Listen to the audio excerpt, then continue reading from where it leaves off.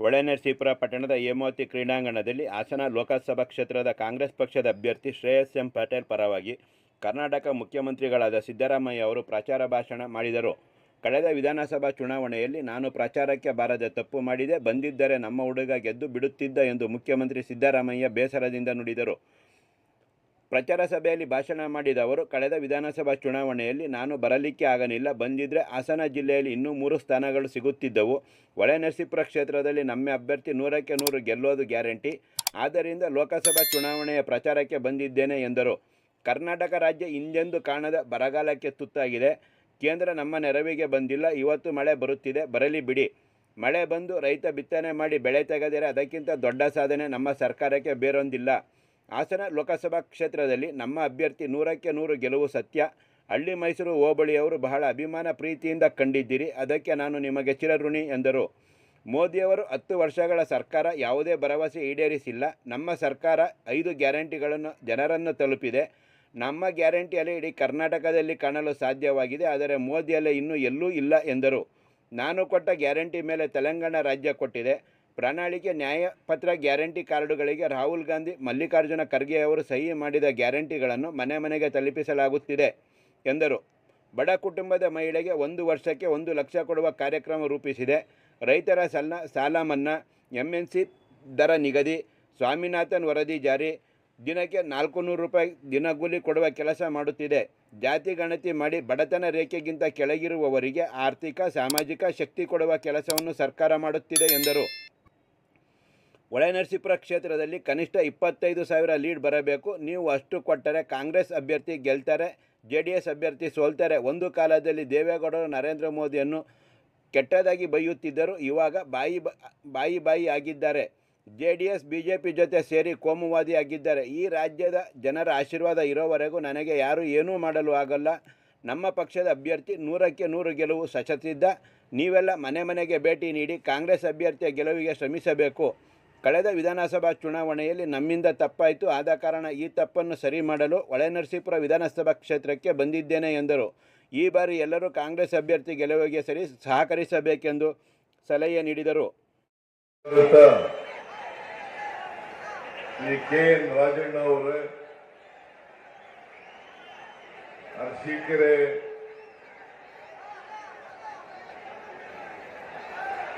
ಜನಪ್ರಿಯ ಶಾಸಕರಾದಂತ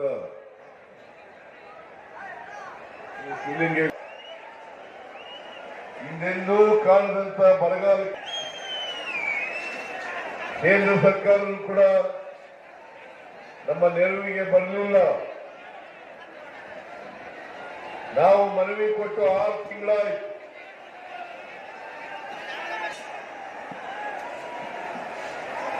ಹಾಗಾಗಿ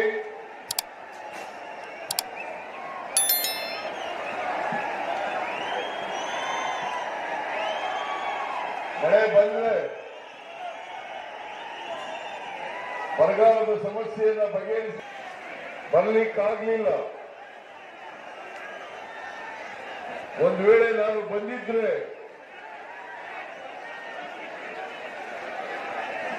ಹಾಸನ ಜಿಲ್ಲೆಯಲ್ಲಿ ಇನ್ನೂ 3 ಸ್ಥಾನಗಳು ಸಿಗ್ತಾ ಇದ್ವು ನಮಗೆ.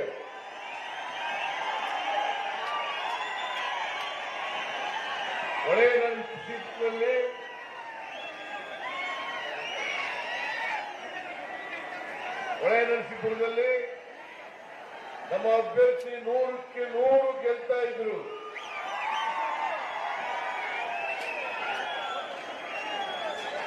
ಅದಕ್ಕೋಸ್ಕರ ಈ ಲೋಕಸಭಾ ಚುನಾವಣಾ ಪ್ರಚಾರದಲ್ಲಿ ತಪ್ಪಿಸ್ಕೊಳ್ಳದೆ ಬರಲೇಬೇಕು ಅಂತೇಳಿ ಇವತ್ತು ಬಂದಿದ್ದೇನೆ. ನೀವೆಲ್ಲರೂ ಕೂಡ ನಮ್ಮ ಅಭ್ಯರ್ಥಿಗೆ ಆಶೀರ್ವಾದ ಮಾಡಿ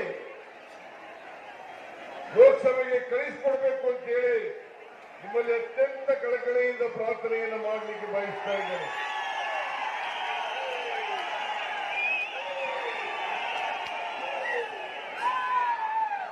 ನಾನು ಹೆಚ್ಚು ಮಾತನಾಡಲಿಕ್ಕೆ ಹೋಗಲ್ಲ. ಮಳೆ ಬಂದಿರತಕ್ಕಂಥದ್ದು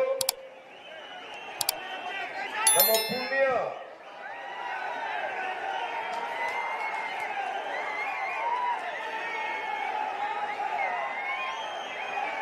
ಮಳೆ ಬಂದು ರೈತರು ಬಿತ್ತನೆ ಮಾಡಿ ಬೆಳೆ ತೆಗೆದರೆ ಅದಕ್ಕಿಂತ ದೊಡ್ಡ ಸಂತೋಷ ನಮ್ಮ ಸರ್ಕಾರಕ್ಕೆ ಆಗ್ತಕ್ಕಂಥದ್ದು ಇಲ್ಲ ಅಂತಕ್ಕಂಥ ಮಾತುಗಳನ್ನು ಹೇಳಲಿಕ್ಕೆ ಬಯಸ್ತಾ ಇದ್ದೇನೆ. ನಿಮ್ಮ ಎಲ್ಲ ಉತ್ಸಾಹ ನೋಡಿದಾಗ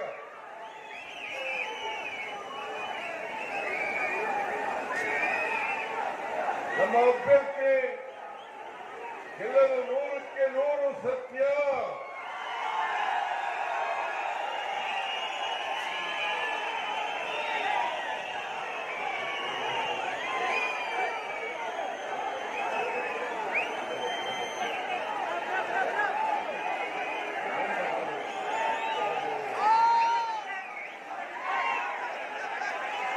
ನಮ್ಮ ಅಭ್ಯರ್ಥಿ ಗೆಲ್ಲಿಸ್ತೀರಿ ಅಲ್ವಾ?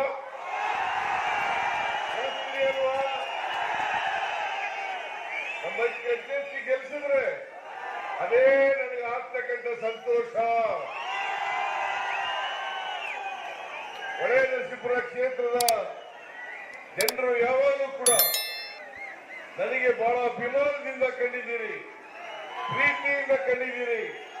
ಅದರಲ್ಲೂ ಹಳ್ಳಿ ಮೈಸೂರಿನವರು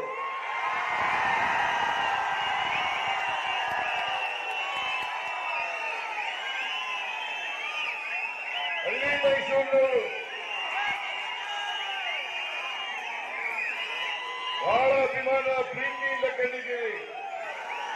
ಅದಕ್ಕೋಸ್ಕರ ನಾನು ನಿಮಗೆ ಯಾವಾಗಲೂ ಕೂಡ ಚಿರಋಣಿಯಾಗಿರ್ತೇನೆ ಅಂತಕ್ಕಂಥ ಮಾತುಗಳನ್ನ ಹೇಳಲಿಕ್ಕೆ ಬಯಸ್ತೇನೆ. ನಮ್ಮ ಸರ್ಕಾರ ಬಂದ ಮೇಲೆ ಎಲ್ಲ 5 ಗ್ಯಾರಂಟಿಗಳನ್ನು ಕೂಡ ಜಾರಿ ಕೊಟ್ಟಿದ್ದೇವೆ. ಬಿಜೆಪಿ ಸರ್ಕಾರ ನರೇಂದ್ರ ಮೋದಿ ಅವರು 10 ವರ್ಷ ಪ್ರಧಾನಮಂತ್ರಿಗಳಾಗಿ ಅವರು ಕೊಟ್ಟಿದ್ದಂತ ಭರವಸೆಗಳನ್ನು ಈಡೇರಿಸಿಲ್ಲ. ನಾನು ಅಧಿಕಾರಕ್ಕೆ ಬಂದ 8 ತಿಂಗಳಲ್ಲಿ ಎಲ್ಲ 5 ಗ್ಯಾರಂಟಿಗಳನ್ನು ಕೂಡ ಜಾರಿ ಕೊಟ್ಟಿದ್ದೀವಿ. 5 ಗ್ಯಾರಂಟಿಗಳು ಕೂಡ ಜನರನ್ನು ತಲುಪಿದ್ದಾವೆ. ಅದಕ್ಕೋಸ್ಕರನೇ ಮೋದಿಯವರ ಅಲೆ ಎಲ್ಲೂ ಕೂಡ ಕಾಣಿಸಲಿಕ್ಕೆ ಸಾಧ್ಯ ಆಗಲ್ಲ. ನಮ್ಮ ಗ್ಯಾರಂಟಿಗಳ ಅಲೆ ಇಡೀ ರಾಜ್ಯದಲ್ಲಿ ಕಾಣಲಿಕ್ಕೆ ಸಾಧ್ಯ ಆಗ್ತದೆ. ನಾವು 5 ಗ್ಯಾರಂಟಿಗಳನ್ನು ಜಾರಿ ಕೊಟ್ಟ ಮೇಲೆ ತೆಲಂಗಾಣ ರಾಜ್ಯದಲ್ಲಿ ಕೂಡ 6 ಗ್ಯಾರಂಟಿಗಳನ್ನು ಜಾರಿ ಕೊಟ್ಟರು. ಈಗ ನಮ್ಮ ಅಖಿಲ ಭಾರತ ಕಾಂಗ್ರೆಸ್ ಸಮಿತಿಯವರು ಒಂದು ಪ್ರಣಾಳಿಕೆಯನ್ನು ಬಿಡುಗಡೆ ಮಾಡಿದ್ದಾರೆ. ಆ ಪ್ರಣಾಳಿಕೆಗೆ ಒಂದು ಹೆಸರನ್ನು ಇಟ್ಟಿದ್ದಾರೆ, ನ್ಯಾಯ ಪತ್ರ. ಆ ಗ್ಯಾರಂಟಿ ಕಾರ್ಡ್ಗಳಿಗೆ ಮಲ್ಲಿಕಾರ್ಜುನ ಖರ್ಗೆ ಅವರು, ರಾಹುಲ್ ಗಾಂಧಿ ಅವರು ಸೈನ್ ಮಾಡಿ ಮನೆಗೆ ಇವತ್ತು ಇಡೀ ದೇಶದಲ್ಲಿ ಇರ್ತಕ್ಕಂಥ ಕೆಲಸವನ್ನು ಮಾಡಿದ್ದಾರೆ. ನಾವು ಮನೆ ಯಜಮಾನಿಗೆ ಪ್ರತಿ ತಿಂಗಳಿಗೆ 2,000 ರೂಪಾಯಿ ಕೊಡ್ತಾ ಇದ್ದೀವಿ. ವರ್ಷಕ್ಕೆ 24,000 ಕೊಡ್ತಾ ಇದ್ದೀವಿ. ಎಐಸಿಸಿ ಅವರು ಬಡ ಕುಟುಂಬದ ಒಂದು ಮಹಿಳೆಗೆ 1 ವರ್ಷಕ್ಕೆ 1 ಲಕ್ಷ ರೂಪಾಯಿಯನ್ನು ಕೊಡಬೇಕು. 1 ಲಕ್ಷ ರೂಪಾಯಿ. ನಮ್ದು 24,000 ಸೇರಿದ್ರೆ ಪ್ರತಿ ಮನೆಯ ಯಜಮಾನಿಗೆ 1,24,000 ರೂಪಾಯಿ ಸಿಗ್ತದೆ. ರೈತರಿಗೆ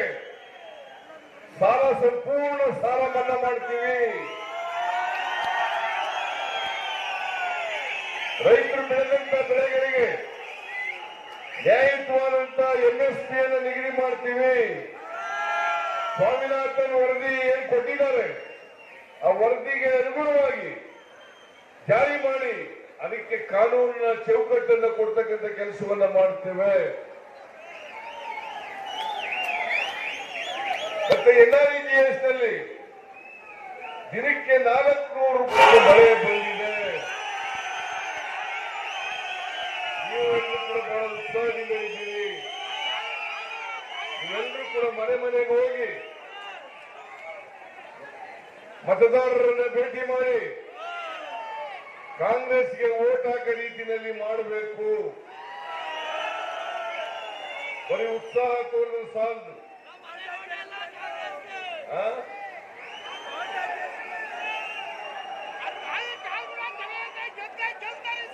ಅನುಪಮ ಸೋತಿದ್ರು. ಈ ಸಾರಿ ಅವ್ರ ಮಗ ಲೋಕಸಭೆಗೆ ನಿಂತಿದ್ದಾರೆ. ಅವರು ಕೂಡ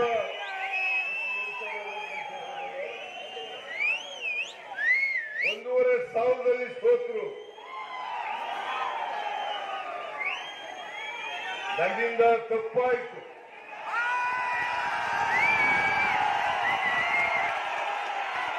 ಆ ತಪ್ಪನ್ನ ಸರಿಯಾಗಲಿಕ್ಕೋಸ್ಕರನೇ ಇವತ್ತು ಒಳ್ಳೆಯ ನರಸೀಪುರ ವಿಧಾನಸಭಾ ಕ್ಷೇತ್ರಕ್ಕೆ ಹೋಗಲೇಬೇಕು ಅಂತ ಹೇಳಿ ತೀರ್ಮಾನ ಮಾಡಿ DK ಶಿವಕುಮಾರ್ ಬಂದಿರ್ತಕ್ಕಂಥದ್ದು. ನಾನು ಈಗ ಚಂದ್ರಾಯಪಟ್ಟಣಕ್ಕೆ ಹೋಗ್ಬೇಕು, ಕೊನೆ ಫಂಕ್ಷನ್, ಅಲ್ಲಿಂದ ಮೈಸೂರಿಗೆ ಹೋಗ್ಬೇಕು. ಅದರಿಂದ ನಿಮ್ಮಲ್ಲಿ ನೀವೆಲ್ಲರೂ ಕೂಡ ಈ ಸಾರಿ ನಮ್ಮ ಅಭ್ಯರ್ಥಿಯನ್ನ ಗೆಲ್ಲಿಸಿ, ಹಾಸನ ಕ್ಷೇತ್ರದಲ್ಲಿ ಗೆಲ್ಲಿಸಿ